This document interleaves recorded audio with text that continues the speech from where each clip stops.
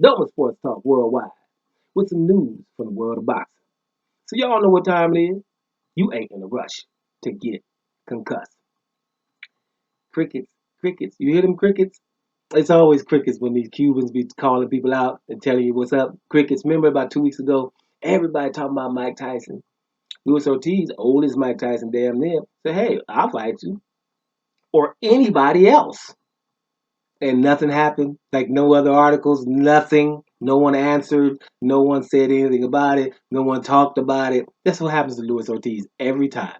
As significant as he is in the heavyweight division with two high profile fights with Deontay Wilder and beat up everybody else and wanted to fight everybody. And people say, well, here's one too. Somebody wrote, right? I want to answer that. Well, he did get an offer from Anthony Joshua, right?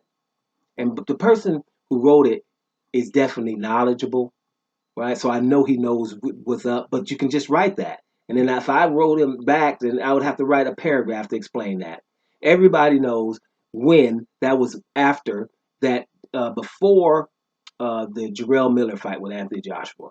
Ortiz offered to fight for significantly less than Jarrell Miller or Dillian White. Significantly less. Before all of that, they ignored him. Then they went to try to get Jarrell Miller. He was doped. They went to go negotiate with Dillian White.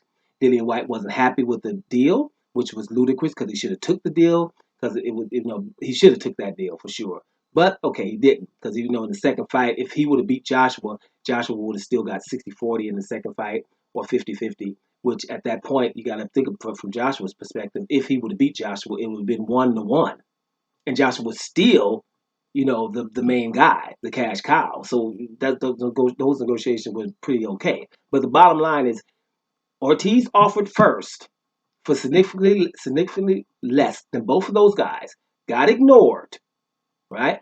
After the one got doped and the other one said nope, right? After that, then they were still offering him what they were going to get Jarrell Miller, that's $7 million, right? So it sounds cool if you don't know those details. After that, it's like, hell no, I ain't taking $7 million. Now y'all need me to go to New York, so give me 10, and they didn't want to do it. Then they took Ruiz. So at that point, he wasn't supposed to take that. You understand? That was the only time. So, but if you want to talk about Ortiz and Anthony Joshua, well, actually, he was Anthony Joshua's mandatory. All right, and they paid him to get step aside to fight Vladimir Klitschko, and they were supposed to fight him after that, and they just ignored him. That's when he even had to leave over Matru Ortiz.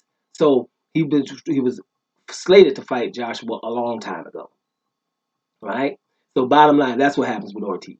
So when Ortiz talks, basically no one in boxing, and like I always like to say for anybody who thinks that this, what is this Ortiz, the old guy, blah, blah, blah. Well, you know something? This old guy, none of the top 15 fighters for any of the four sanctioned bodies that matter have fought him. Now that's incredible, right? For somebody who we know damn well is good, and let's be honest, is more famous than most of them, right? 'Cause they know who he's fought, because when you talk about the Deontay Wilder fights, you can arguably say he was ahead on both of the times with Deontay Wilder. And let's ask another question: who you got against him and Dillian White? Who you got against him and Tyson Fury? Who you got against him and Anthony Joshua? Really? Not the one that you're going to come right about. The one that you think. What do you really think? Somebody got to beat Ortiz. Old Ortiz. So just like that. So we're talking about Guillermo Taz Rigondeaux, right? Guillermo Taz Rigondeaux, the other Cuban that people don't ignore. Right, and I like to talk about him. When I'm talking about boxing, it's about those kind of guys. The Demetrius Andrades of the world, no one to fight, the Charlo brothers, and Charlo can't get a fight with Canelo either. Deontay Wilder couldn't get Anthony Joshua, stuff like that. And a whole lot of other ones. Terrence Crawford should be number one pound for pound with nobody even discussing nothing. Stuff like that. So those things you hone in on. But Guillermo Rigondeaux is 40 years old too, right? 40 years old too. Went back down to the 118-pound division, and in the 118-pound division, we have a monster there, right? They're calling him the monster. Number 3 pound for pound. That's Inoue, right? Just beat Nonito Donaire in a barn burner of a fight of the year last year, right? Close fight.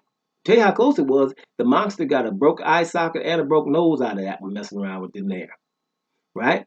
Now, this guy, Guillermo Rigondeaux, beat Donaire 6 years ago when Donaire was number 3 pound for pound. Yeah, he's smaller than Donaire too, but it wasn't a close fight.